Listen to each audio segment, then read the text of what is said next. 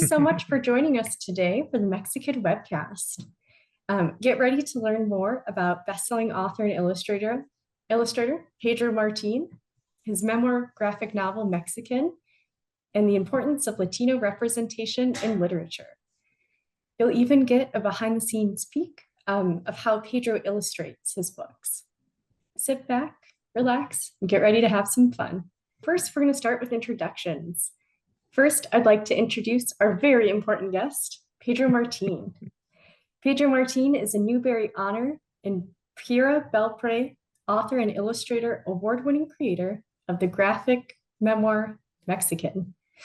Mexikid has landed on many end-of-the-year best of lists, including the New York Times Book Review, NPR, Kirkus Reviews, Publisher Weekly, School Library Journal, and Booklist, and probably more at this point. Pedro is a former Hallmark artist who lives with his wife in Kansas City. Thank you so much for being here, Pedro. Hey, thanks for having me. This is really, really amazing. I'm still reading over here the chat stuff, and somebody, Cami Calm is saying, I have a student that checked this book out over 10 times. Oh my goodness. That's bananas. We need to buy that kid a book, their own copy. Maybe that library will win a signed copy. I know we're auctioning off a few for everyone who registered today. Oh, that's awesome. Yeah, that would be awesome. Okay, we can't say that person's going to get one, but I hope that person gets one. So, and if not, let me know. I'll work on somebody. Wonderful. Well, thank you so much for all the time and effort you've dedicated to this webcast. Even though we only meet for an hour, we meet for a lot longer to plan these. So thank you. And thank you for being willing to help. Again, thank you so much for having me. This is like just a great honor. I'm just a big fan of you guys, and I was so excited. I met a lot of you at the ALA at the in San Diego, and I got to sit at your booth at the JLJ booth there, and it was just a hoot to talk to all the librarians, and we had a great time. So thank you so much. And next, I'd like to introduce to you Deverly Perez. She is an assistant editor at JLG, and she reads for a lot of categories, including early readers and chapter books, elementary nonfiction, primary, elementary, middle grade Spanish, and probably more. And Deverly has a really amazing job. She helps get books into the hands of readers. So she helps select the books that go into your monthly book boxes. And fun fact, Deverly actually selected Mexikid in both English and Spanish for 2 different JLG categories. So we'll give it up for Deverly. Yay. Awesome. Thanks, Deverly, again for helping us plan this and for picking Mexican. And so next we have Hannah. She's from our marketing team. Hannah is our marketing automations manager. She is a tech wizard. She knows everything about Zoom. She pours hours into all of the back-end things to make sure we can have these webcasts. And she puts up with all of my questions. So shout out to Hannah. Thank you so much for all that you do. Thanks, Hannah. Thank you, Rebecca, and thank you all. It's the best part of the job is being able to do things like this. So I'll turn it back to Rebecca, but first, she is the one who has organized and coordinated this event and so much more. We would not be together on this call today without her. So thank you, Rebecca. She's the JLG marketing copywriter and other things. She wears so many hats, as well as including, she writes for the JLG blog, which you can go see on our website under services. So thank you. All right. Thanks again, everyone. And thank you to all the librarians and educators and maybe students who are on the call today. Very exciting. So to kick us off, Hannah's going to launch our first poll question. And so Pedro has helped put together these questions, and you can go ahead and answer. So if you've read Mexikid, this first question, it talks about the toilet in the motorhome. And you can let us know if you would use the toilet, or if not, then under what circumstances you would use the toilet. All right. So Pedro, could you just tell us a little bit about yourself and your background and how you became an author and illustrator? Sure. So I grew up in California, in this little town. I talk about it in the book. This little town called Watsonville, California.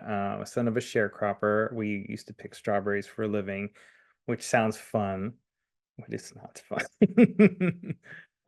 My parents are from Mexico, from Jalisco, and they immigrated to the U.S. and we ended up there in Watsonville as sharecroppers. I went to school at San Jose State to study design. Um, and actually, I was on the edge of being a musician and then maybe being an illustrator. It was kind of a toss up. But the university, luckily figured that out for me when they decided I was not a good enough musician to be a music major. So I went into art, and then right out of college, I got hired at Hallmark Greetings here in Kansas City, and so I went where the job was, and I moved here, and I worked at Hallmark for 27 years, and then I retired about I think 5 years ago. I think it's 5 years, but I retired from Hallmark, and I was looking for something new to do, something to do with my second chapter in life, and so I kind of stumbled into this, and stumbling is the correct term because my wife will agree that I usually stumble into anything that I do. So I just found myself writing stories, and I decided that that was going to be a thing that I really found that it was really enjoyable for me. Like I was more happy than I had been in my entire career at that Wow. moment of writing stories. Yeah, I was visibly happier person, and then I decided, well, this is what I want to do. So I just started doing it, and then luckily there's just been so much goodwill and so much love around these stories that it just kind of led me into getting into doing this graphic memoir, and then the rest is this, which is amazing. Just beyond my wildest dreams. I really thought it was just going to be a thing that I do, and then I would go back and find a new thing to do, but it's become my life. So I'm really, really excited, and I'm very, very happy. I think we're all pretty happy that it's become your life, and we're happy that you stumbled into this. And Yeah, so, yeah, I'm sorry. Yeah, yeah. most things are, a lot of kids, well, you'll ask a kid, what do they want to be when they grow up? And they have like either a very specific thing or they don't have a very specific thing. But that when they do the specific thing, it's because they only know of certain jobs that are available. So if you would have asked me as a kid, what do you want to be? It wouldn't be this. It would be like, oh, I would be, one of the A-team members, or, I would be, fighting. I would have my arm lopped off and I would be Bionic Boy or something, the things I knew. So it's just amazing when sometimes you'll do something and then you'll just discover an opportunity that you didn't know even existed. And then you just happen to have nominal skills to do that thing. So yeah, it's always just a tumbly path. Well, speaking of this opportunity that you didn't really know existed, can you tell us more about it and a little bit about your writing and your illustrating processes? What comes first? Are you writing words and drafting? Are you drawing? How does that work? Usually, like so before I started this, I was doing this online series called Mexikid Stories, which is really just like now it almost seems like a sketch pad for graphic novel. It means it's like my ideas and my story ideas. And usually it's in that case, it's just either there's a bit of a story that I remember as a child and I want to kind of tell it, and then I want to like kind of discover themes that I didn't know existed when the story happened. So, there's a story I wrote just recently about carnitas, the food, and then I wanted to discover a little bit about where they originated, and so I did some research, and then I found that like, oh, this is like really an interesting thing, that this thing that I love came from the Spanish conquering the indigenous people of Mexico, and this horrible, bloody, disastrous thing. But out of it came this thing that I loved, and so I was like, okay, there's a story there about the thing, but there's also a story about this idea of cultures being slammed into each other and destroyed for another, yet to you know, to flourish in a different way. And so that those kind of stories just intrigue me and stuff like that. And so when I started writing this story, originally it's a road story. It's a story about, you know, taking a trip and then returning. And in my head, I had the story already figured out, that because I had lived it, because it was a thing that happened. But the thematic moments and uh, the learning moments were all kind of organically kind of popping up as I was writing. I have this really wonderful editor, Kate Harrison, who, as I turned in parts of the story, she would ask questions, and the questions would all often, like, you know, explode an idea in my head where it'd be like, yeah, I need to kind of address this question in a bigger way, because it's such a good question. And one of the first questions she asked is, you know, even before we started trading information or trading the story, she asked, do I go by Peter or Pedro? Because in my emails it says Peter, because that's what my brothers and sisters would call me. And so she said to me, which one do you go by, Peter or Pedro? And I'm like, well, whatever's good and easy for you. And she's like, no, which one is it really? And I'm like, you know, that's a really good question. That's a question that a lot of kids who are first and second generation, they have to kind of navigate this question. And it's about who I perceive myself to be to the world. And she said, yeah, she goes, like, if you're going to tell a memoir, if you're going to tell a story about yourself, you have to tell the people who you are, or discover it as you go. And so as I started writing, I'm like, oh, okay, this is a fundamental question that I really need to answer in this story. And so that little theme came in. And then themes about, you know, parents being infallible showed up, because my parents were making weird choices. And so all these kind of themes started like popping up as I was writing. And then I kind of made a point to put a pin in it and say, like, I'm going to talk about this again later.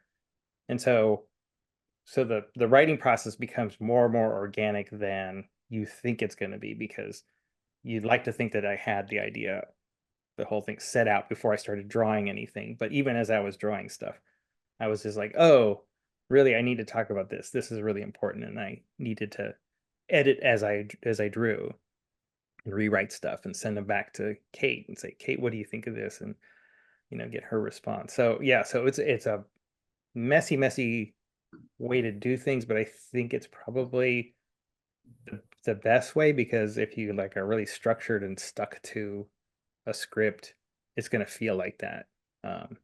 I kind of like the idea of being able to play with it as I draw it, and then hopefully the editor's cool with it. And, you know, it's not because, you know, when you get into writing and there's notes going back and forth, you start losing track of it as the more you change, the more crazy it gets. And so you kind of have to make sure you're really diligent about, like, going, like, did we talk about this? Because I feel like in my head we talked about this.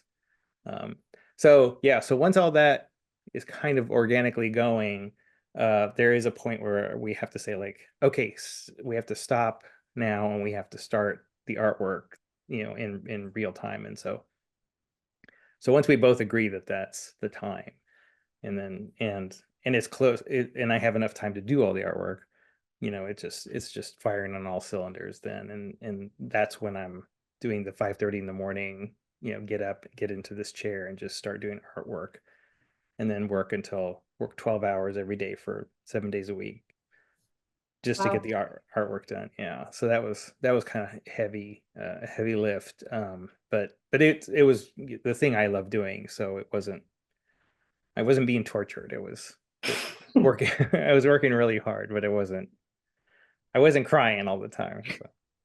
I had the music on, and I was actually having like a little party down here. Yes, you can see it's very party-like down here. So the artwork part is the best part, because basically everything's decided.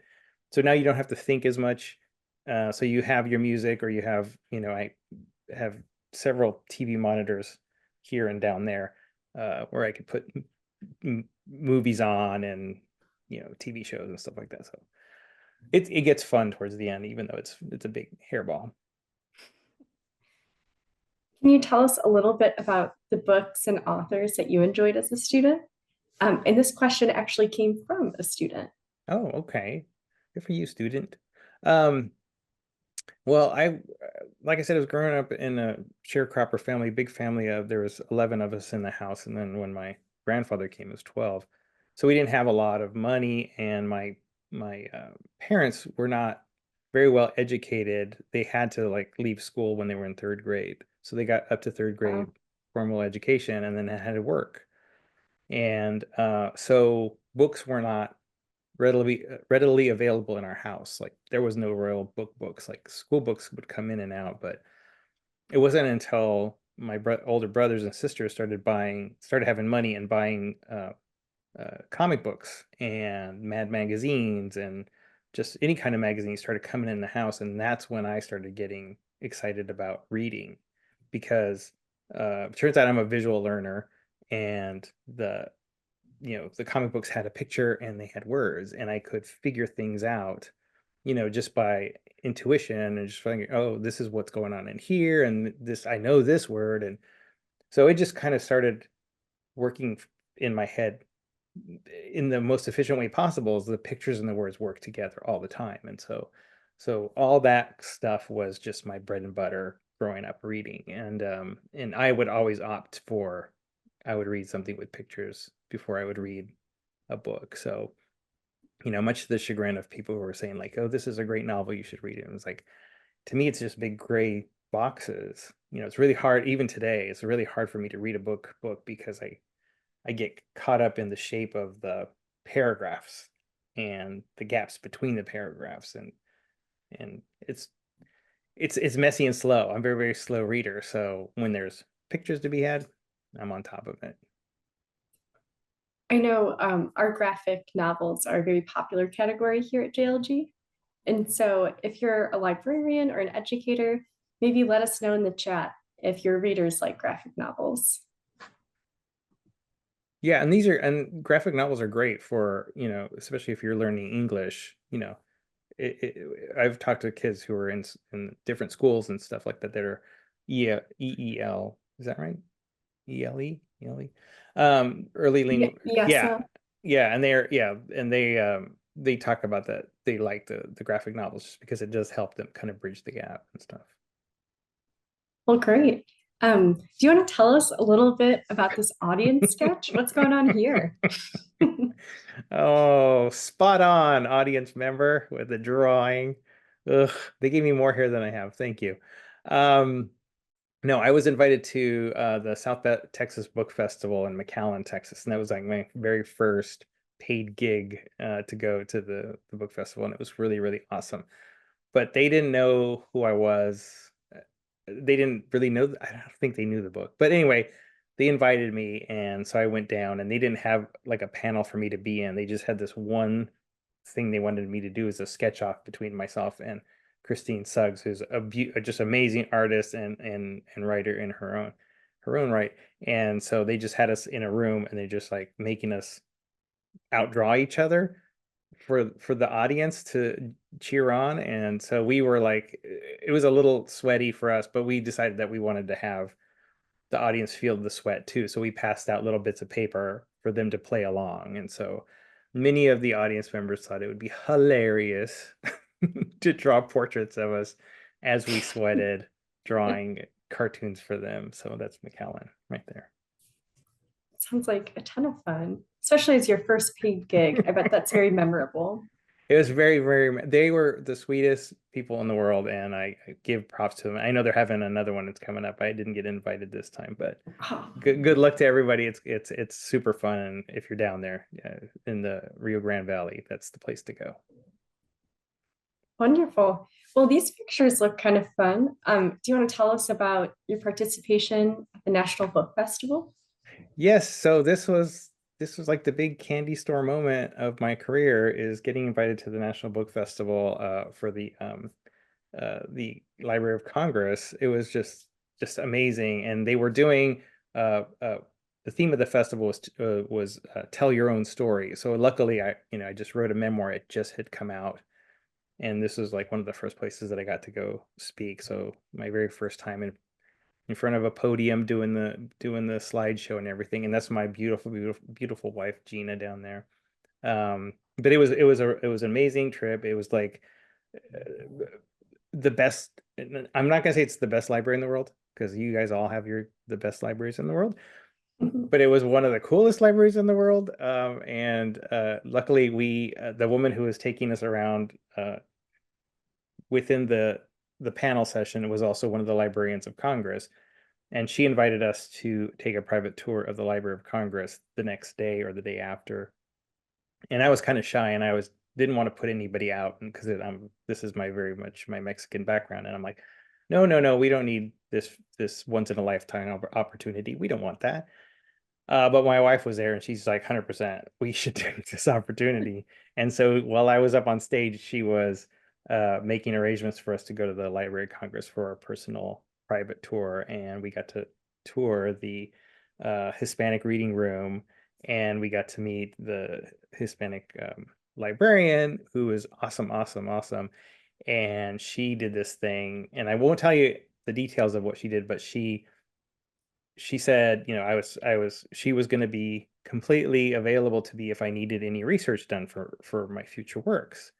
And she said the way we were going to communicate is that she gave me a special code to put into the subject line, that she said she gets millions of emails all the time, but if you say this one specific thing in the subject line, she will stop and she will read the email knowing that I'm a friend, and she will respond to me immediately. And I was just like, wow. It's like, that is like giving a monkey a loaded gun. That is like, like, take this away. And I actually have the little note back right there behind me that tells me the secret code to talk to her. I haven't used it yet. I'm very, very close to like pulling the trigger, but it's just sitting there watching me. That's a lot of power. It is a lot. But then you can abuse it. I feel like, oh, I'll do it one time too many, and then she'll change the code. I just want to be very, very careful that I ask the right questions in the right way, so that I get the right answers I'm looking for. Pedro, you had mentioned she could help you on future projects. I'm sure this group would love to know, because we got so many questions about it. Do you have any upcoming work that you're working on? Yeah, I'm actually working on a sequel to Mexikid. Yay. Mexikid 2. I had a title that I sent to the editor, and I said, here's the title. And I didn't get a response back. I didn't get like oh, that's great, or that's bad. It was just like, and then that's almost worse. Yeah, and then just in subsequent emails, she always referred to it as Mexikid 2. So for now, it's called Mexikid 2. But you can see like these little sticky notes on the back wall behind me, underneath Batman. That's the writing process of Mexikid 2, and we're past this point. But I didn't want to take anything down in case I have to go back and remember something. So yeah, so we're working on that, and we're in probably the last draft of the manuscript, and hopefully within the next few months I can start the sketch phase and start and maybe do that in a couple months, and then get into the artwork. Wow. Yeah. Oh, so exciting. Deverly's probably going to be the first one from our team to read it. So Yay. we'll have to ask her. Well, now the stakes are higher now, because now Deverly knows what to. Oh, this is worrisome all over the place. And oh, hey, there's this great picture of me and the amazing Jarrett Krajewska. Oh shoot, I knew I was gonna butcher his last name. You guys know who this guy is. This is the lunch lady guy. This is the guy who did Hey Kiddo and Saving Sunshine. Right? Is that what it was? It was Hey Kiddo. I can't remember his. Oh no, it's just Sunshine, I think, was his second memoir. But we did a panel together at the Library of Congress. And yeah, he's amazing, and I was just so honored to like sit and listen to him. And somebody who watched this recently said, "You didn't talk much during this panel." I'm like, "No, what was there to say? Like, this is the guy. Like, just let him talk for the whole time." So yeah, it was really, really fun. Great. Before we move on, Hannah, do you want to talk about some of the answers from the first poll question? Of course, a majority, 50%, said yes, I would use the toilet in the motorhome only if it stopped and hooked to a proper sewage line. And the next two, it's kind of 21% said no, don't be gross. You don't want that blue toilet water on you. And then 29% was, yeah, it's an emergency, and blue is my favorite color. You guys are monsters.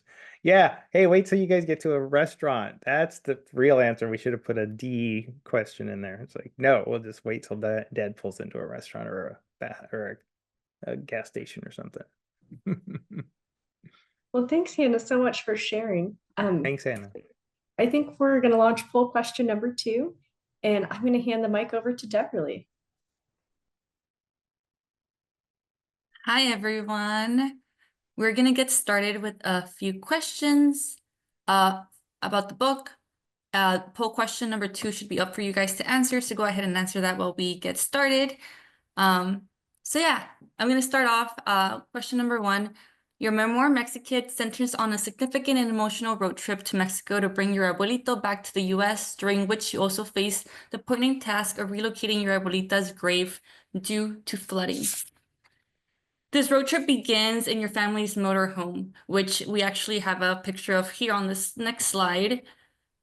So can you start off by telling us a little bit more about the Winnebago, your family's journey? Yeah, so this is the Winnebago Chieftain. This is the 1972. It's 28.5 feet long, 10.5 feet tall, 7.5 feet wide, weighs 10,000 pounds, and has a tank that carries 39 gallons of black water, which is the blue liquid that you have in the toilet. It goes into that tank. That's why you're not supposed to use that thing, because it only holds that much. For a family of 11, that is not enough tank for that much liquid. But this was like the big purchase of the family. This is, like I said, poor family, yet we had this amazing, stylish machine. And as you kind of find out in the book, if you read the book, one of my dad's salient personality quirks is that, well, it's not a quirk, it's a Mexican dad thing, is that everything either has to be for free or super cheap. And so he was able to get this amazing motorhome super cheap because somebody had died in it. And so he was like super excited and like, hey, we got somebody has just died, let's go get their motorhome. So he was very excited about this whole thing. And we loved it before this trip started because it was like Star Wars had just come out, the original Star Wars had just come out, and this to us was like the Millennium Falcon. It was like the best thing ever, had the big swivel seats in the front and had all the knobs and stuff like that. And so we were like super jazzed about just going anywhere in it until we found out that, we were going to go get my abuelito and go on this arduous journey. And then it wasn't as sexy as I liked it to be. Yeah, so this was definitely like a different trip for your family. The mood was different. Yeah. Yeah, so how did you balance the gravity of the situations throughout the book? You balanced humor and sweetness really well, despite all the tragedy happening in the background. And did you consciously consider how the graphic novel format would help achieve the tone during your writing and illustrating process? Well, yeah, thanks for the question. And it's a really good question because one of the things that I've kind of discovered about this whole storytelling thing is that, we all evolved to be storytellers. This is how we communicate. This is how communities grow, is through storytelling, because people have a lot of information they have to give to another person, and in the form of a story is the way to do it, because you'd be like, oh, remember that guy Jimmy? See that animal over there? It ate his face. Therefore, don't go next to that animal. It'll eat your face. So those kind of storytelling is kind of just within us. So when, as I grew up and I started experiencing, tragedy and trauma of whatever kind, or just traumatic stories, things that happened to me, that was the way I would process them, is by telling them to somebody else. in the telling, hoping that it makes sense to somebody else, so that it makes sense to me. So like later on in the book, there's the deer section, the story about the deer, which is a very traumatic thing that happened. In the telling of that story, you get the feedback you get from the listener of the story greatly influence how you process the story. So you'll say, "Oh my gosh," and I'll tell the deer story, and then you'll get like shouts of, "Oh gross," and "Oh my gosh," and yeah, and it elevates everything and makes it more, you know apt to comedy, because it's just so crazy this thing happened to a little kid. And so as the more I told that story, the funnier that story got. And I've been telling that story for years and years and years. And so in the end, it became a comedic story, although I changed it in the telling of this book because it had to be through the eyes of young Pedro the first time it happened. With my abuelita, that was a very, very different story, and it was a very unrelatable event. Like, if when I told that story to anybody, like if I was telling it to you, Deverly, you'd be like, I don't understand, why would you do that? Like, yeah, there was no real there would be no real back and forth, other than more questions about like, really, what were you guys thinking? I was like, well, we weren't thinking. So that was a harder story to wrap my head around because I didn't have the feedback and the experience telling that story. But it was a very important story. And when it was happening, I kind of had to put myself back in that place again, and then start thinking about my relationship to my mom, and what would it be like if I had to dig her up? What if what would I be thinking if my mom had passed away and then I had to move her remains? So it became more about that, and it became more about my feelings about my parents, and the also what my grandfather might be going through if it was, if my what my dad would be going through if it was his wife that he was digging up, and how much I know he loves her. It must mirror what my abuelito felt about his wife. So I took into consideration all that when I started writing that segment, and that's why it has a slightly different tone. Yeah. And it also took on a slightly different illustration style. If you look at it and you compare it to other chapters, it's heavy in tiny detail, yet there's big spaces of open, air, because it was very unsettled ground for me to tell that story. It was very like, I really couldn't anchor, even though we were digging into the ground, I couldn't anchor any of these ideas to solid ground. And so it looks and feels differently. And it wasn't, again, going back to, what we were talking about earlier, it was a very organic construct where I didn't know I was going to do it this way until I started to do it, until I started like going through the emotions of like, what did it feel like? What was going on? What was I thinking? And so that kind of like led how the whole graphic memoir worked in its pieces, was just like what I felt at the time, and how do I visually tell you what was going on at the time. So I think I hope that answers the question a little bit, but it is really kind of a swishy swirly kind of internal machine thing that happens, that you have to like pull threads out of and reconnect for other people to understand what you're going through. Yeah, thank you for sharing that. That's really interesting. So it sounds almost like intuitive, like you kind of don't know where to go into what's right in front of you. Yeah. Yeah, exactly. All Um, this. So this is kind of an example we found throughout the book where you take this interesting situation, right? But you put so much love and humor into it. Do you want to talk a little bit about the scene and kind of what you were thinking when you were creating it?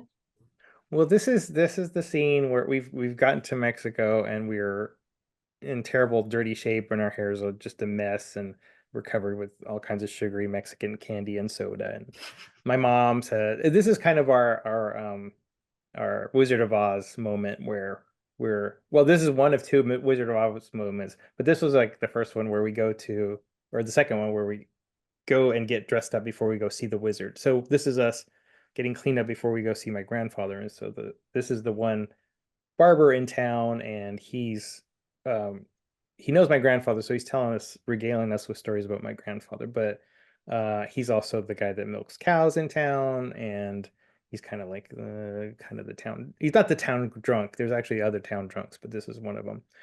And but anyway, his job is to cut hair, and he only does one haircut, and it's the Vicente Fernandez haircut. So whatever you're gonna go get, it doesn't matter. It's going to be the Vicente Fernandez haircut. And part of the Vicente Fernandez haircut is to get your neck shaved and have alcohol, a nice smelling alcohol put on your neck to clean you up. And so this is that sequence where this guy has been like cutting our hair, and he decides he's going to put the alcohol on. So he takes a big swig out of this bottle and just sprays it on the back of your neck that's just raw from being shaved. It makes you scream, and then he wipes it off with his big, dirty cow milking hands, and then he notices that there's alcohol still on his fingers, and so he licks them off, and ta-da, there's your haircut. You're welcome. And then we find out later, of course, that wasn't just rubbing alcohol, that was actually tequila, and so I also stink of tequila. Did any of your other siblings have to get a haircut like this, or was it just you? Well, in the story, we ended here, but yeah, everybody had to get their hair done by this one guy. All the three younger of us. I think Hugo got out of it. I think he escaped the whole process. Very memorable, I'm sure. Yeah. So this is another example in the book. You know, you're talking about your grandfather's legacy. You're sharing these stories of, you know, his role throughout the war. But you do so in a very meaningful way, so that it's easy for young readers to understand. Do you want to talk a little bit about your grandfather's role in the war, in this scene? Well, yeah, I had heard this story earlier before, whenever we hear about my grandfather, but you know, as a kid, you keep picking at it because it's like this sounds interesting, but the story is that he was around during the Mexican Revolution. And then my dad said, well, he had a special role in it where he was able to go between the two fighting factions and bring supplies to either side. So he had special papers that let him go through and give food to people. And so in my mind, it was like he had the job of bringing snacks to the war. So they would all stop. It's just like a soccer game. Like suddenly the guy with the orange wedges is here, and so everybody stop, you're going to get your orange wedges. Well, so they see him coming, everybody ceases fire, and he comes out with his packet of goodies. But of course he's on the revolutionary side, you know, because he's one of the good guys, and so he gives the government guys a big bag of prunes and says, here's some delicious snacks for you. And then he gives the revolutionary guys some beef jerky. And then the government loses their position because they spent the whole morning pooping their pants from all the prunes. So then my grandfather's a hero, and he rides off to the next battle with all his prunes. Oh, that's great. That's great. But before we jump into question 2, Hannah, do you want to come on and tell us a little bit about our findings from poll question number 2? Yeah, so the question was bananas. And 54% said I like them whole. 17% said snap that bad boy in half. And then 29% said I like a real snack. Thank you very much. Oh, you guys don't know what you're missing. Snap them. So I love bananas. I probably eat a banana a day. I don't normally snap mine in half. Oh, but you I'm have to supposed try it. You have to After try it. It's very satisfying because, you know, there's like the two sides of the banana, and you think you're supposed to peel it from the handle part, but apparently you're supposed to peel it from the other side, and that's not a good way to go. But if you snap it in half, you have this whole new peel that you can access. Try it. I feel like it has to be the perfect ripeness, though. Yeah, Like if it's it does. mushy, I feel like it's going everywhere. Yeah. That is true. All right. Oh, Hannah is also going to launch poll question number 3 while we're talking about our next question. So keep an eye out for that. So young Pedro in the book, he's obviously very excited by all of his comics, by all of his superheroes, Star Wars. Um, can you tell us a little bit about the influences of pop culture on your development as an artist and a storyteller? Well, yeah, like I said, I was, we didn't have books. It was comic books for the most part, and they would just kind of trickle in because we would get them or my brothers would get them at the store up the road.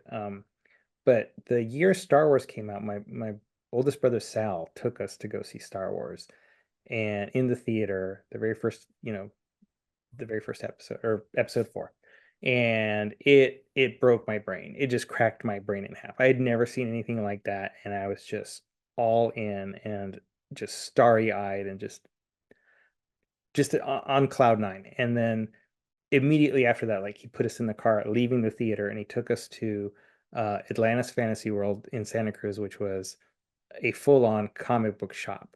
And I have never ever experienced wall-to-wall comic books in my life. And that big crack in my head was just suddenly just filled with comic books and imagery, and just everything was just absorbed all at once. And I was just messed up for the rest of my life. It was just like, this is all I wanted to be around and wanted to be part of. And so it just became a thing. And like I said, one of the reasons I learned to draw was just because of this love of comic books. And I learned by tracing other artists' artwork, and it turns out that that's an actual way to learn. That's actual, like, a teacher would tell you, like, yeah, you want to steal from the greats, you want to trace from the greats.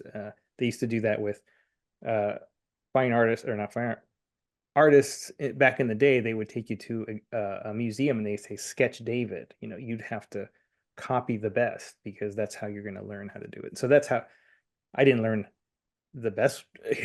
I didn't become as good as, but I understood what I was looking at. So that was a big thing. But the other big thing was movies. From the love of Star Wars, I just started falling in love with cinema. And even today, I just love looking at movies. And I say specifically looking, not just watching. I like looking at movies because I just love beautiful, beautiful sets and beautiful scene designs. And I every once in a while I'll be watching something, and I was watching Band of Brothers just the other day, just because I just had it in my head. And there was a scene of a guy walking across an airfield, pre-dawn, just before they took off for the battle.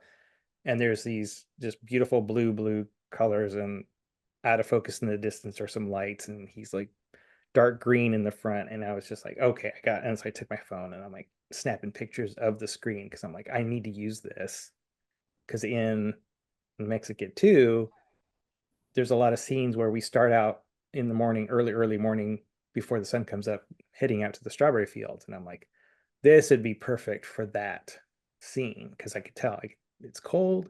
I could tell it's lonely. He's not interested in going to the battle. I wasn't interested in going to the strawberry fields. I'm like, this is exactly the feel I want for this. So those two things have always been big in my head and in my heart for telling stories. So whenever I get the chance to do something like that, I'm gonna jump on it. I love that you have that influence of looking at movies instead of watching. Yeah, it's but now, and then now, on the other side now, because I'm really, really cognizant of writing, I'm also like seeing patterns in stories in movies. Like one of the okay, this is spoiler for you guys who love movies, and if you don't want to hear this, this is too bad. I'm gonna tell you anyway. So in a movie, like a heist movie, they'll tell you, if they tell you what the plan is, if they say this is the plan and this is what everybody's going to do in the plan, that means that none of that will work, that something will go wrong, and all of that is for naught. But if they don't tell you the plans to the heist, that means whatever they are planning will work, and then they'll have to explain it to you later. So anytime I see that, and I turn to my wife, and she hates this. I turn to my wife, I was like, it's not gonna happen. It's not gonna work. They're not gonna do that. And she's like, stop it. I know. She's like, I know your little code. I know you know how things work. So stop. just enjoy. So Well, it works both ways.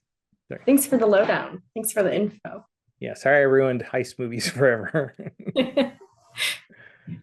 So this is a scene in the book where you first get to Mexico, and I think your family wants to go shopping, right? For a few items. Yes. Can you tell us a little bit about the figures, the superhero figures we see in the corner? Yay. This is classic Mexico, and I love everything about this. This is after we were just robbed at the border, and the border guards took all our stuff. And so our family's like, we're going to replenish everything, and they take us into this mercado, and the mercado is just blasting with color and music and everything magical that every kid would ever want. It's just at eye level and stuff. And so these Mexican action figures are down here at the bottom, and they're always the same. Like every action figure that they produce in Mexico is based off of this wrestler model, this one pose, that plastic pose, and they just paint it to look like different characters. So yeah, it's basically a wrestler, and then just say like, and now it's Batman, and there it is. And I knew that, and I didn't care. I just the abundance of them was exciting, and the fact that I had all this strawberry money in my pockets, I'm like, and I could buy it for cheap. I just swallowed everything up, and I just love those. And I have this isn't one of those, but this is another Mexican knockoff Batman that's just cheaply made and still smells like gasoline. It's really, really cool. It's just garbage bag tape. I just love these things whenever I can find them. All right. Before we move on to question number 3, Hannah, did you want to talk about the most recent poll answers? Yeah, so best food on the road, majority, 69%, said they want beans and rice with their Spam. 18% says half a banana and Spam. And then 8% said beans and Spam. And we had just 5% just say Spam. As long as there's Spam in there, I'm happy with those results. Good for you guys. Enjoy it. All right. Thanks, Pedro. Sure. Deverly, I'm going to hand the mic over to you. So we're going to launch another poll question, so keep an eye out for that. And now we're going to move on to question 3. In Mexikid, the use of both Spanish and English, including Spanglish, adds depth to the story. So we wanted to know, how did you approach language in the memoir, and what role does language play in telling your story of being Mexican American? Well, one of the things, thanks for the question. One of the things that I was trying to capture in is this idea that because we're like this first generation family, my parents, especially my mom, only spoke Spanish in the house. She didn't, I know she understood a little bit, but she didn't speak any of it. So in the house, we had to speak Spanish to them, and then English to each other. So you had to switch gears really constantly in the house, to kind of get your point across. And that switch was kind of hard, because once you switched and you were focusing on English, and this is just, maybe this is for me, or maybe this is other people, but Spanish would kind of just push its way to the back of your mind. And so you're thinking in English and you're talking in English. And so if there's Spanish going on in the house, it's just noise. And I try to kind of relay some of that in the story, because all the pertinent information to what's happening is in Spanish. And if I had my Spanish brain going, I would understand what was going on the whole time, but I didn't. I was like so focused on Happy Days and just everything that was American, that all that Spanish just disappears. And so in a lot of cases, I'll either, well, originally, just so you know, originally the pitch was that my mom would always speak Spanish no matter what, and that I would never have a translation for what she said, that it would always just be my reaction to what she said would be enough clues, context clues for the reader. To which my editor said, no. It's just like, that's ridiculous. It won't work. You're not that good. Like, I appreciate the honesty. So we did do a lot of translation for my mom. And every once in a while I would because especially in comedic situations, like in us getting accosted by the border guards, I felt like the expediency of having my mom bracketedly speaking English needed to happen just so that the story would go a little quicker in that scenario, so that the action would still hold.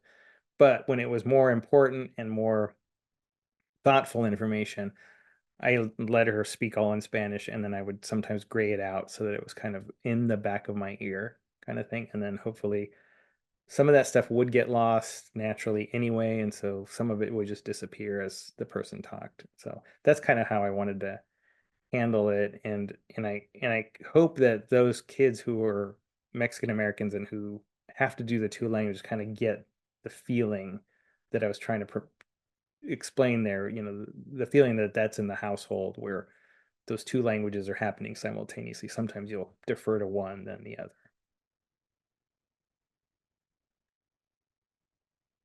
And everybody left me. Oh, there we go. They're back. And now I finished. we're I finished talking, you guys. You guys can talk now. back. Okay. Sorry. So Okay. that just kind of playing off of that or going off of that, keeping on the theme of languages, family dynamics really shine through, and particularly in the cultural differences between the siblings born in Mexico and the ones born in the US. So how did that tension affect your family growing up? And what advice would you give to kids navigating those dual identities today? Oh wow, actually that was a big divide in the family, and not just in the language part of it. And the more I thought about it, even after the book came out, and the conversations I've had with some of my brothers and sisters, the key difference is that I was born into the English language. Like I was born in the U.S. I was surrounded by both languages simultaneously, so I didn't have the struggle of having one language and then learning a whole new one after the fact. I was doing it at the same time, and for them it was a struggle. Like they had to navigate changing countries and changing uh, you know uh, societies all at once, where I was just like, "Ugh, I don't understand why you guys are having such a trouble.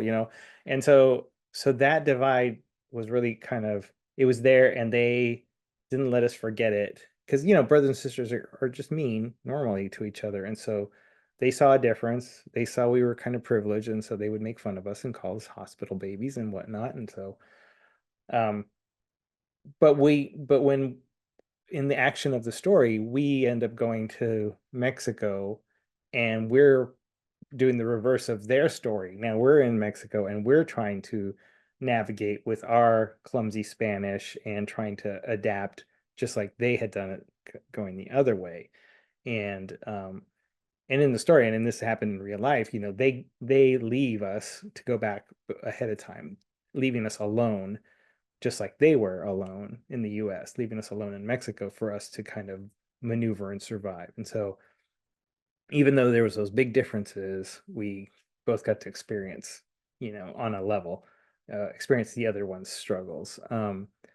And so the advice for kids, I don't know if I have like an advice on how to navigate it, other than that this is not a black and white situation, that just because you are either born here and your family is born there, that's where it stops. It doesn't stop. You're constantly evolving and growing in both directions. Like if you're on the US side, and you're constantly moving into the future as a person of the US, you're also have this massive background in Mexico, and so, or whatever other country you're from. And so you're actually kind of in a really great position, because you get to appreciate both in both directions. And it's not a black and white. It's a rainbow of experiences. It's really, really bright and exciting. So you're actually in like I said, in an enviable position where you can appreciate both of those things, and you can delve into either one at your leisure, and to as deep as you want. And so when I was writing this, I did some really deep dives into where my family's from and all the connections I had and the language, and I just try to get as much of it as possible. And the more I did it, the more I like wanted to know more. Now I want to know regionally what's going on. I want to know, on the microscopic level what's going on. So I think your guys are in a really great position, and I envy you all the stuff you're going to learn and grow from. Awesome. Thank you so much. I think that's great advice. I think as we continue to grow just what's available to students out there, it's just there's getting better and better. And I think it's getting more up to par to the population that we have now. So it's great to see. And here we have a family photograph that we wanted you to share a little bit more about. Oh yeah. So yeah, this is us in LA. This is before we left LA after the big earthquake. I think it was called the Silmar earthquake in 72, I think. So this was us there. And my dad always wanted to have us be a band. He had many, many dreams for us. One of us was to be a family band that performed and stuff. And he played the accordion, and my mom also played harmonica. And so he was like super excited that we were all starting to be a little bit musicians, though we never got good enough to be any kind of sort of band. But it didn't hurt that, we all had a trumpet around the house and stuff. So yeah, so this is us. Pedro, I have to ask, because you brought it up earlier, what type of musician did you want to be? Did you have an instrument that you gravitated towards? Did you have a few? Yeah, I started out, and this is going to be covered in the new book. I started Oh, out as a as a trombone player, but I really wanted to be a composer. So I wanted to learn music theory. And so to study music theory, you had to be able to play piano, which I never okay. learned. So I learned really quickly in college that I was at the most disadvantaged of the class. I was the most disadvantaged because I did not play piano. And so I could not keep up with the rest of the students. And so that's when they said, hey, hey, you should go. You're slowing us down. And I totally got it. But I was always in marching bands, and I did dabble a little bit in writing for the band and stuff like that. So that was kind of my goal. And actually, one of my dad's goals was to have every Mexican family has their goals for their kids, and so top tier kid is the kid that becomes a priest. Everybody wants a priest in the family. And then there's like doctors and mechanics, and within there's mariachi. Like if you get one kid who's a mariachi, you're doing good. You're doing good in the world. And so my dad was always pushing for. He originally pushed for me to be a priest, and that didn't work out. So now he was like, hey, maybe mariachi. You're built for it. Okay. I like those different levels. I think that's really fun. And here, I know you include this in your book, but do you want to talk a little Yes. bit about your grandpa? Yeah. So this is my abuelito. So this is him at 100. He lived to be 107 years old, and when when the story takes place, this is the first time my father and my grandfather are brought back together after the death of my abuelita. When my dad was 16 years old, when his mom died, that kind of split the family up, where everybody kind of went off to survive, because or my abuelita, his mom, was kind of like took care of everybody. And so since they didn't have anybody to take care of them anymore, they had to go out. And so when this story takes place, this is the first time they've been reunited since that time. And so when they got to the US, they started working together. My grandfather went with my dad to the strawberry fields to pick strawberries, and they were inseparable. Like for the rest of his life, they were like together every day and did everything together.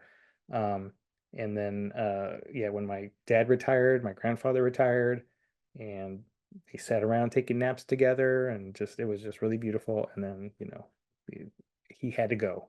I need to go to heaven. And so he left. And so, but my dad still talks about what a great father his father was. I'm happy that that they were reunited. And I'm also happy that you and your siblings got the opportunity to live with him and to make your own memories. Yeah. Yeah, he was a really cool guy. And again, the even though our language differences were still so far apart, you could get humor, you can get, shared, sadness and all these kind of things that you wouldn't that you really appreciate later on in life, where you're like, oh, even though I didn't understand him 100%, I understood a lot of where he came from. Sure. So this picture, I know you talked about, your dad really wanted you to be I got in it, the Dad. mariachi. I sent him this picture. I said I did it. I'm a mariachi I made finally. I it. have one. Yeah, no, this was at the San Antonio Book Festival. I got to speak at one of the schools, and I know their mascot was the Spartans, and I can't remember the name of the school, but they surprised me with this little mariachi. This is the school mariachi, and they came out and played for me, and it was amazing. I couldn't stop smiling, and it's like one of those things where it's like I'm so happy and so excited and surprised, and then it keeps going because you have to be absorbing all this love for the next 3 minutes, and so I'm just like I can't stop smiling. So for 3 minutes I was like that, and then afterwards they invited me over, and the guy who was running the mariachi, the teacher, he let me put the guitarron on and stand with the mariachi, which was like the first time ever I got to do that. So I just love this picture, and yeah, for sure sent it to my dad and we're like, look, you got a mariachi in the family, yay. Do you play guitar? Do you know how to play guitar? I play electric bass, actually. Yeah, so this was as close as I could get to that, but yeah. Awesome. Before we go on to this question, Hannah, do you want to jump on and share about our most recent poll question answers? Yeah, so I think before I share, I would love to know what you all would choose on your shirt before I give you the results from our attendees. Mexitine. I just saw that in the. That's great. Yeah. So yeah, Popeye, 45%, Rocky, 36%, and Liberace, 19%. Wait, how much was Liberace? 19. Come on, you guys. Give it up for Liberace. Somebody had actually the librarian, the Watsonville City librarian, had asked me to make a series of shirts that say not Superman, and then those different characters. Like he's like, put Popeye on there and then say not Superman, and then put Spider-Man and then say not Superman. So I'm kind of playing my options to see if I can do one of those shirts and not get in trouble by the DC Comics or something. If I could do a not Superman shirt, it'd be fun. I feel like you could have some really good merch if you're the one illustrating it and designing it. Yeah. Yeah, if I didn't want to get sued, yeah. I would do a whole series of Liberace not Superman shirts for sure. Well, let us know if you figure that out, Okay, yeah. legally. No, I won't, but yeah. Alrighty, we're gonna move on to question number 5. This is another two-part question for you, Pedro. Yeah. Considering the limited Latino representation in literature growing up, how did that influence you as a reader and inspire you to create Mexikid? And also, what impact do you hope this book will have on readers who might not often see their own experiences reflected in literature? That's a great question. And I always struggle with this because people do want to know like what was going on when I was a kid coming up that made me go this direction. And we really didn't have, we had, I think maybe 2, maybe 3 people if you count Jose Feliciano, like anybody on TV screen that was Mexican or Latino, Freddie Prinze and Ponch from Chips, and I think he's Cuban. But no offense to the Cubans. Yeah, that wasn't a thing. And so whenever we did find somebody, it'd be like, huh, isn't that interesting? How did he get there? Like, that's weird. And so I think most of my influences were from what was coming out of what my family or my parents were consuming, because they were still consuming full on everything Mexican that they could get their hands on. So, but it wasn't it wasn't as interesting to me as a kid because they were, they were listening to Vicente Fernandez and all the great crooners and stuff like that, and trying to get novelas on TV. But back then it was like really hard, and once they got novelas, and then it was just like the schmaltziest novelas ever, and so that stuff was there, but it wasn't like anything that I was super interested in. So whenever something pop culture came up that maybe had a little bit of, Latino in them, I would be on top of it and be like, that's for me, that's for me. But now, I mean, now it's just wonderful because it's everywhere. Now there's so many, just wonderful creators and wonderful stars and wonderful writers and stuff that are just filling those gaps, which is, I really envious of, the kids today to be able to like pick and choose what they want to follow and understand and read and consume. So um, I think that this is kind of a golden age for us. And I think when I talk to kids today and when I go to school, like these kids in the picture, I always tell them like, especially these are first and second generation kids. I always say like, you're the keepers of your family's history. You're the ones who are bringing that story over to the US. And so you're the stewards. And so what you do with that information, what you do with that story is up to you. But, you should share it because you're not the only ones coming over. And you don't want to lose that, that history of your family. You want to bring that forward. And so I always say, write stuff down, write note cards to yourself. I know I have my phone that I write little notes to myself into. And I used to write notes on 3x5 cards and put them in that lunchbox back there.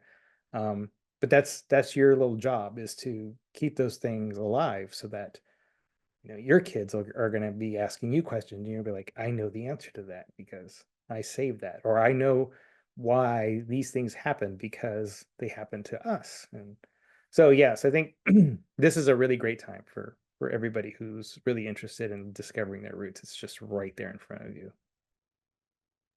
Yes. Thank you. And I think you're contributing to that as well. Your book, I think, has been that for many readers. So thank you for giving us that experience that I think many can see themselves in as well. That's awesome. And here we have a picture of you at a school visit. If you can give us a little bit of context about this and the kids, the school that you were at and everything. Well, this is in Kalamazoo, and this was the very, very first school visit I did by myself. And they had contacted me like right after the book came out, and they said, you have to come to Kalamazoo. And I'm like, what's in Kalamazoo? I don't understand what is happening. And the librarian and the teacher who were trying to get this thing organized were very insistent I come out. And now I ask this question more often when I do get invited to a school, is I ask, why do you want me at the school? Like, what is it about what I do that's important to you? Because, I just want to know what to expect and what to offer for the visit. And I didn't know that, but this was huge Latino community that was kind of pocketed in Kalamazoo, and they needed what we had just talked about like the kids needed something extra, to strive for. And the beautiful part about the library in Kalamazoo is that they were like really, really cognizant of these kids, and they were making sure that these kids have stuff going on all the time. And so when they were in school, they were reading Mexikid. Then they were going to workshops and classes right after school to learn to draw. This is a thing I did with them as a little drawing project. And then they fed them. Then they had like, and then we had a bunch of abuelitas making dinner, and so they all ate. And so we were there until 9 o'clock at night. So we started like first thing in the morning, and we were just, and this wasn't just for me. This was just like, this is how they deal with this community. And so like I loved it. It was so exciting. And so big ups to Kalamazoo. I'd love to visit again if they would have me. It's just beautiful town, beautiful kids. Amazing. That's such a nice thing to hear, that they have all those programs for them. Yeah. Setting them up.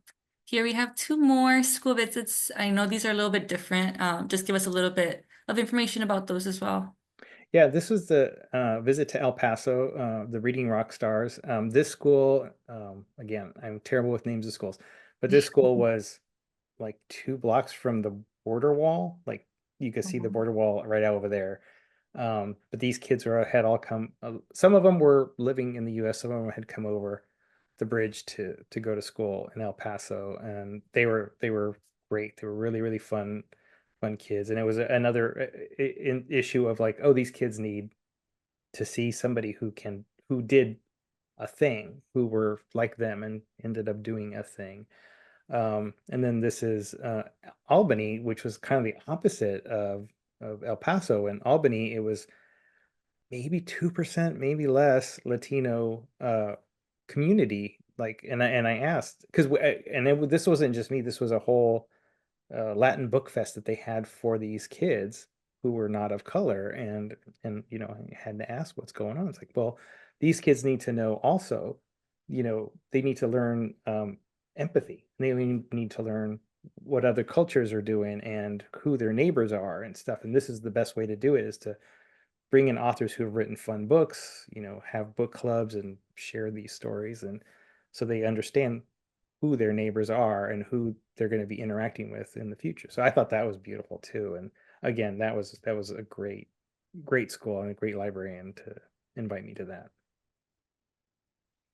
Amazing. Those are both great reasons to have you there. I think both ways, the kids are learning something from you. Yeah, that's awesome. All right. Before we move on, Hannah's going to launch our last poll question. And Pedro, we actually had a few questions submitted to us. Sure. If we have a librarian or an educator who would like for you to come talk to their classroom, what does that process look like? Do they need to reach out to you via your website? How does that work?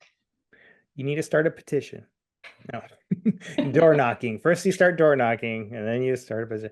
No, it's really easy. There's I have a website, Pedro Martin Books, pedromartinbooks.com, and it's only 3 pages long, and I think the second page in is how to get me to your school. And you just click on that, and then that'll take you to the Author Village, which is the group that represents my visits. And so you just fill out that form, and then they tell you what it takes to get me there and when I can do it and how I can do it. Because sometimes, you know, we'll have conflicting needs and stuff like that. So, so yeah, it's just super easy. pedromartinbooks.com, and then I think it's called Author Visit. Great. We'll go ahead and put that information in our follow-up email as well. Okay, cool. All right. And now we have a really fun activity for everyone. Oh. We're going to learn more about how Pedro illustrates. And so first, we're going to look at kind of your sketches. Oh, yeah. So I have to know, how many sketches did you have for Mexikid, the first Mexikid? Oh, a ridiculous amount. So, so I didn't know what I was doing. This is my first book, you guys. Okay, so the first question I asked when I started the process, I asked, how long does it have to be and when's it due? And then Kate had said, oh, however long you want it to be and whenever you think you can get it done. And I'm like, no, that's crazy. I need hard dates. I need hard numbers. And so we came up with 270 sketches by a specific amount of time. And I can't remember what it was. It was probably like 3 months or 4 months. So 270 pages on this date. And I'm like, aces, I can do that. And so I worked all day long, again, not knowing how long it was going to take me to do that because it's my first time ever.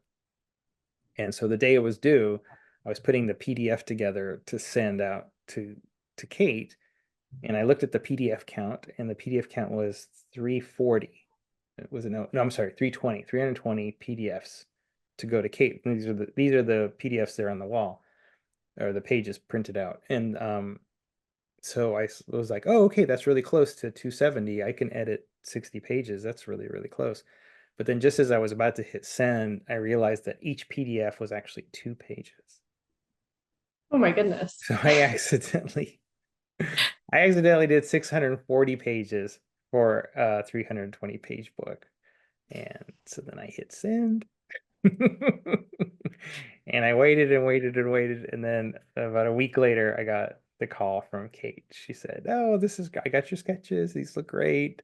Unfortunately, it's it's not possible to do a 640-page book for a middle grade. That's not fiscally responsible. So you're gonna have to cut this in half." So, and since the due date is already passed, you only have like a couple weeks to get it down to half. So I took that and more that went around the room, and I tore them into pieces and I reconfigured everything and brought it back down to a respectable 320. And so will Mexikid too have some of the sketches you had to leave out, or are they entirely new? Entirely new. Yeah, no, those My are all gosh.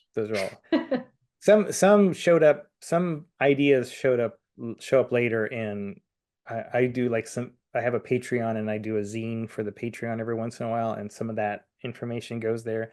But a lot of it honestly should have gone anyway, because it was setups, long setups for jokes. It was my fascination with Mexican sodas. You know, it was I had like 4 pages of just me talking about the value of each different flavor and what they went with, and just all this stuff that was just like not necessary to the story. And when I look back at this whole kerfuffle, this whole mess up, I'm like, actually, this actually worked in my favor, because I could see the whole thing all at once, and I could see what didn't matter, and I could see what mattered, and so I could get rid of what didn't matter for what mattered, and keep the story as tight as possible. So this actually was a good thing, even though at the time I was literally peeing my pants and just upset, because I was just like, how did I get to this place? And so anyway, the sketching part is actually one of the fun parts of the whole thing. It's like I said, it's editing and it's writing at the same time, and it's sketching, and so this is kind of a fun process. Well, speaking of your sketching process, I know you sent us over a video. So if you kind of want to talk us through a little bit of what we're seeing here. Yeah, sure. When I used to work at Hallmark, I would draw on vellum or tracing paper, and I would do it really rough, and then I would put another piece of tracing paper on it and draw a little tighter, and then I just kind of like burn through tracing paper all the time. But this is like the digital version of that. This is me burning through digits. I don't know what you call them. Pixels, I guess. But usually when I'm drawing something, I draw really, really loose at the beginning. It's almost blobbish. I know what I want to happen in the image. I just need like a placeholder to kind of get me there. And so in those drawings that you see on the wall, a lot of them have this blue blob thing in the background, and that's just me defining things slowly. And then once I kind of get the blob where I want it and where it feels right, then I start tightening up on top of it. And usually it looks like this, where it's a pencil kind of a sketch on top of it. And I like to do, especially with my series and the faces are very, very simply drawn, because it's easier to manipulate the emotions of a face if there's only a few elements. And so you can do a lot by just changing an eyebrow, or adding a crease around an eye, or adding a little scratch mark under the eye. The drop of the mouth is often gives a lot of information, and then the position of the body. Like here, I was really pushing those shoulders up into his face to kind of show that he's kind of afraid and also holding back, and he looks a little mad here, but I think in a little bit I refined that to him look a little bit more sad and upset rather than mad, because mad wasn't really working for me at this point. And I know maybe I read in an interview that you don't love to draw hands. The No. hand's pretty good right here. Oh, thank you. This is, well, I did these specifically like this so you don't see all the fingers. But hands, horses, and bicycles are like the worst. And this book had horses and hands, or mule anyway, and hands that were impossible. And then in the next book is almost all bicycles. So like every time I say, "Oh, this is not a thing I want to draw," it's the thing I end up drawing. Just because I'm a dummy and because I don't write the story like I think I should write it. So, but anyway, yeah, bicycles are going to be just the bane of my existence for the next months. It's going to be worse. So you're about to get really great at drawing bicycles, is what we all need to know. Yes, actually, and I moved it from over here, but I bought a little like 6-inch bicycle for reference that I have, so I can look at it from all the different sides. Because if you ask anybody right now in the audience to draw a bicycle, just a rudimentary bicycle, you'd get it completely wrong. It's not what you think it looks like. You think it's going to be a triangle with 2 wheels. It's not. It's 2 triangles. It's weird. Try it. Right. Well, thank you so much for sharing this video with us and telling us a little bit about your process. Sure, definitely. Before we jump to our next question, Hannah, do you want to jump on and talk about our last poll findings? Yeah, we're talking about flavors. 35% said pineapple, 31% said mandarin, 20% said lime, and 15% said tamarindo. I think that one's actually very close because tamarindo sucks. It's my least favorite. I feel like it tastes like. See, Deverly's gonna say something. That's crazy. Deverly, is that your favorite? Yeah. Tamarindo. As I grown up, I feel like, oh, it's like tea and sock. Like it's like a weird, funky, and I'm like, oh, I don't. Yeah, People say I'm it tastes like raisins, like raisins, but yeah, it's like I don't like raisins, so I don't know. it's weird, but it's funny because it's like of the weird Mexican flavors, it's not the weirdest. Like the things get weirder from tamarindo. Yeah, the other ones, the ones I like are very like just classic sugar and color, and then tamarindo gets into complexity. And as a kid, I was like not complex. Pedro, what's your favorite flavor? Well, it depends. It depends on what I'm eating, but if it's like carnitas, it's gonna be lime because I want to cut the fattiness of the carnitas. But if it's like a maybe like a steak, it would probably be the pineapple. But the other ones would be like just for fun, just for standing around talking to somebody. You'd want an orange or a fruit punch kind of thing, and you'd only drink half of the fruit punch anyway because you can't handle the whole fruit punch. That's not possible. Deverly, what was your is tamarindo your favorite, your go-to, or do you have like a? Yeah, tamarindo's probably my go-to. Is it? Yeah. You're special. I see someone in the chat said that tamarindo's the best, so there's at least one other person that's in this with me. Okay, you fancy people, you be on your way. Another one. There's 2. Oh no. I'm not coming to your school. You just lost me. What is it in Guatemala? They have tamarindo ice pops. Oh yeah. I'm sure. Yeah, I find it like because I watch a lot of cooking shows and stuff like that. I find like a lot of different ethnicities have maybe like 5 or 6 different ingredients that they use that their go-to ingredients. Same with Mexican cooking. There's just like a set, and then it's just the different combinations of the set of stuff like that. So different presentations, yeah. Yeah. So tamarindo is like the tamarind tree. I guess it's a tree in the pod, or just everywhere. So you're just like, well, I guess this is one of our 6 things we get to use in our cooking. So you start seeing it show up everywhere. Everywhere. Yeah, that's so interesting. Oh, okay. We're gonna move on to our last question, you guys. And this is just to wrap everything up. As someone who has shared personal stories on social media at your Instagram at Mexikid Stories, how did creating Mexikid as a graphic novel differ from your digital storytelling? And did it make you feel a stronger connection to your roots in the graphic novel writing process? Well, the second part of the question, yeah, 100%. I feel very more connected now than I did in the past because it's like a meditation of your cultural background. So this has just been so much more digging into stuff just because I had to, that it spurred me into wanting to do it because I wanted to. So yeah, I do feel stronger connection. The Mexican stories were originally a peer-to-peer storytelling thing that I wanted to do. It was on Instagram, so it wasn't around. It wasn't supposed to be for kids, and some of the early stories had language in them and stuff. And but they were all drawn, 10-year-old kid stories. Yeah. So it was very much like, here's just a funny story from when I was a kid, and here's my take on it, and here's when I got hit in the groin and I said this and all that kind of stuff. And so when I originally pitched doing a book, I really wanted to take all those stories and just do a compilation of all those stories, like, just a big compilation book, and absolutely nobody wanted it. No publisher wanted it.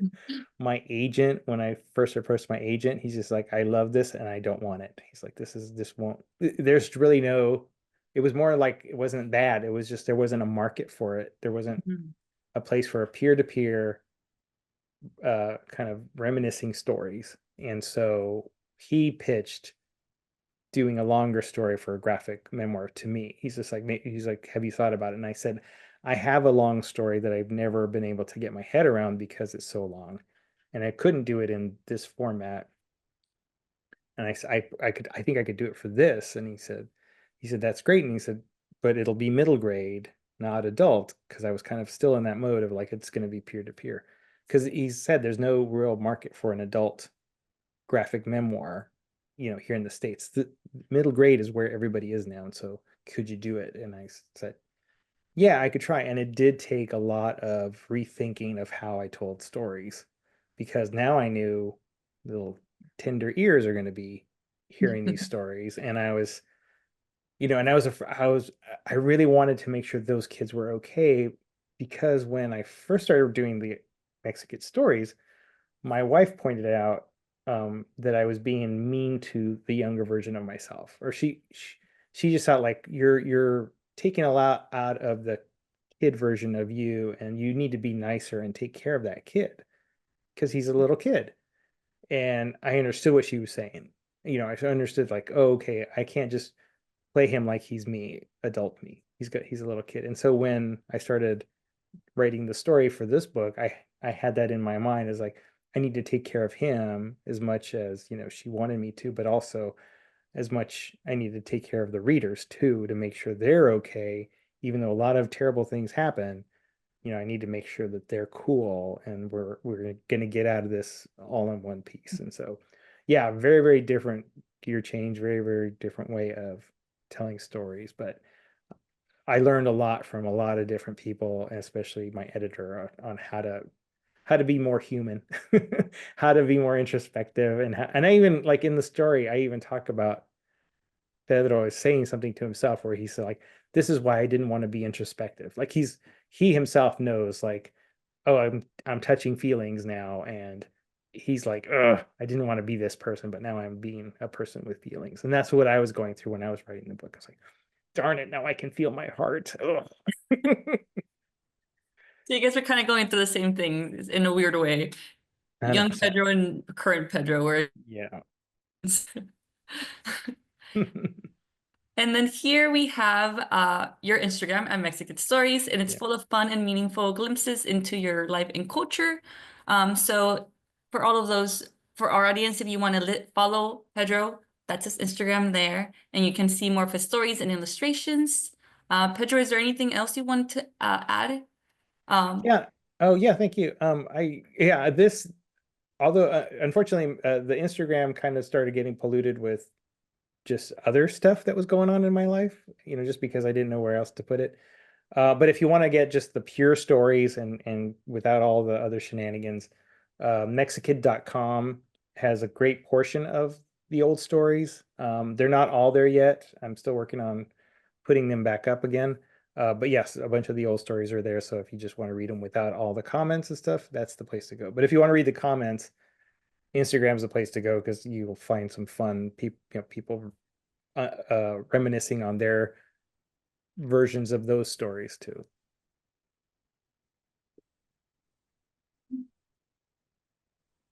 Okay, and now we've made it to the speed round Q&A section. I feel like we need this like big announcement, like speed round. Yeah. And so we had the most questions submitted for any webcast we've ever done. Oh no. So Are most of them why? there were so many wonderful questions, and we can't get to all of them. We could have our own webcast just going over these great questions, but each of us picked out one. So we thought Okay. we would go ahead and everyone could ask you one. Beverly, if you want to start. Sure. Okay, so the one that I chose is, what is one tradition from your childhood that stands out to you and or that you still incorporate into your adult life? Oh, one tradition from my childhood. Oh, there's so many. We haven't done it here for a while, but one of the things we always love to do is, as a family and any group we get together, is make tamales. Tamales is like the sit around the table, everybody works together to make this one meal, and really that part of it is just something to do where while you're communicating with your family and having a great time. And usually there's like tequila and beer happen at the same time, and there's people coming in and out switching spots, and gossip is being passed around.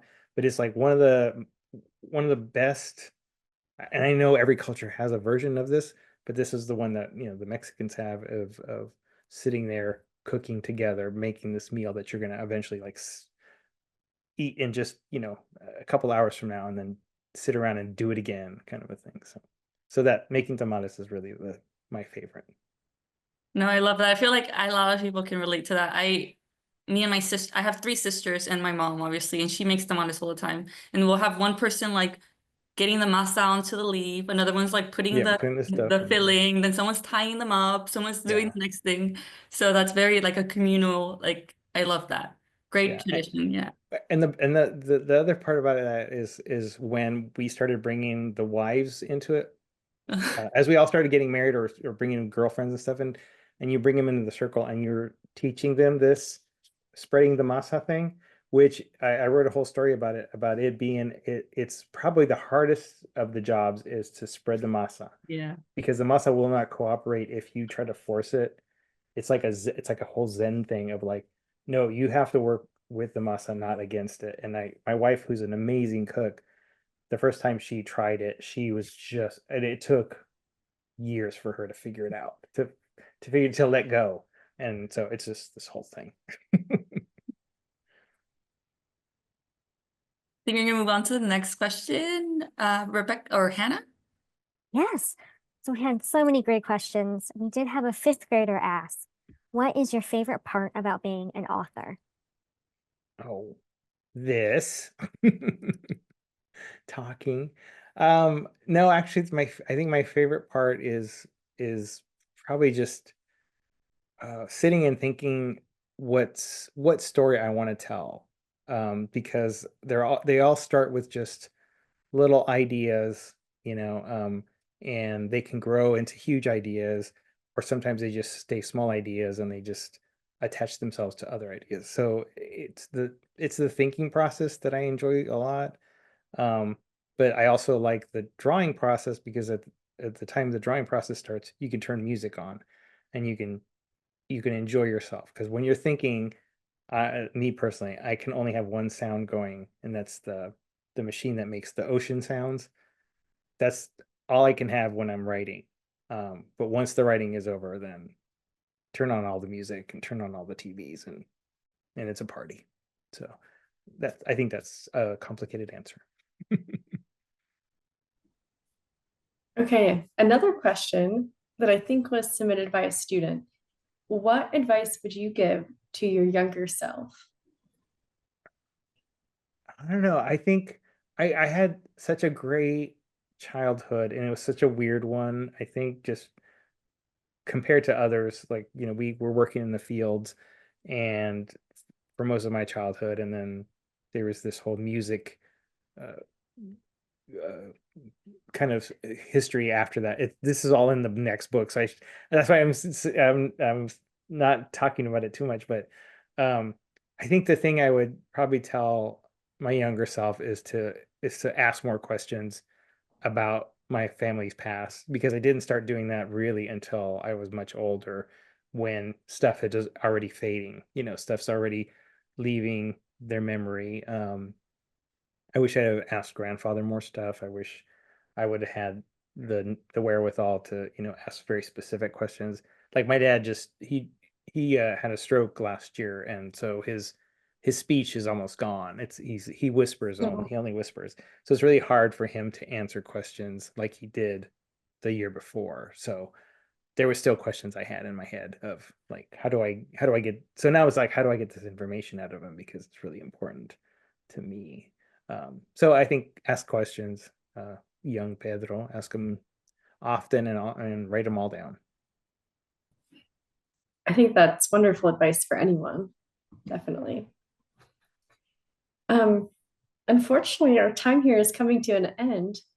I know we went a little bit over the hour, but we just had such wonderful content.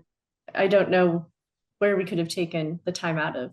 So a huge thank you going to obviously Pedro and to the JLG team for everyone taking their time to make this webcast, and especially to Vanessa at Penguin Random House, who was there to help us organize meetings together, shared assets. Thank you so much, Vanessa. And Pedro, you are a very talented, humorous, and creative creator. And it's obvious that you care for our young readers, and especially for representation in literature. So thank you for sharing your stories and being so vulnerable. Memoirs can be so tricky because you're talking about your life, and you do so in a really loving, sweet, generous way. So, thank you for sharing these stories. Very excited for Mexikid too. And again, just thank you for taking all this time out of your day, Oh, out of the past 3 weeks to be oh here. no, my pleasure. I thank you guys for inviting me. This is a huge honor, and you guys reaching out to me and asking me to do this was just like, wow, like the big time. So I'm so glad, and just had the opportunity to, and it was actually like really kind of nice for me to like get the question, because sometimes you'll live in your own head and you think you've already talked about these things, and when you have a really good question, you're just like, I already have the thought. I guess I just never had let it out, and so it feels very cathartic to be able to like talk about some of this stuff. So thank you again for all the questions. Thank you, everybody. And librarians are my favorite people in the world. So you guys, whatever you guys need, let me know. I will bust heads for you if you need. Our librarian's amazing. Yeah, Yes, we 100%. we think so too. And thank you so much to the librarians, the educators. If we have any students on today, thank you so much for taking time out of the school day to be here with us. And here at JLG, it's our mission to get the best books into the hands of readers. And so if you enjoyed today's webcast, if you have any questions, you want to learn more about JLG and what we do, you can visit us on our website, or send our sales team an email. I'd be happy to answer any questions. And I'm going to turn my mic over to Deverly if she has any parting words for us. Yeah, I just want to say a quick thank you again to Pedro for sharing these heartfelt stories and reflections with. Grateful for your time and the way that Mexikid has opened doors for readers to explore their own identities and family histories. I also want to say thank you to Rebecca for organizing this entire webcast, Yay, and to Rebecca. Hannah for all her support in the background. You guys, this wouldn't have come together with all of y'all. So thank you guys all so much. And lastly, to close things out, if you have any parting words, Pedro, that you want to leave the audience with. Oh, again, thank you so much. This is I should have shut it up until this point. but thank you, Rebecca, thank you, Hannah, thank you, Deverly. This has been just the amazing honor, and thank you guys, all the librarians and everybody out there.